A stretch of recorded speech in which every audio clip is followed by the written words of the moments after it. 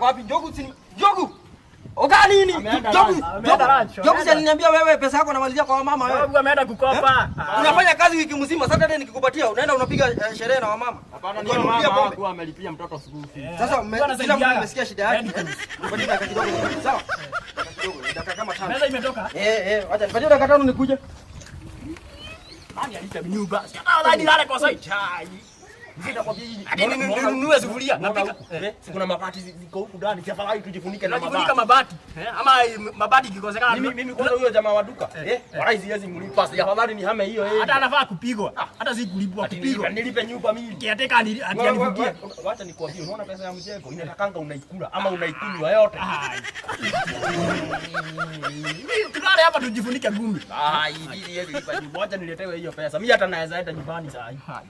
Acha atulipe kwanza. Unaona na hapo kwetu. Na hapo kwa kuna mahali anauza nini? Hii pombe ya kienyeji. Kwenye pesa iliisha siku nataka ni kwanza ujue.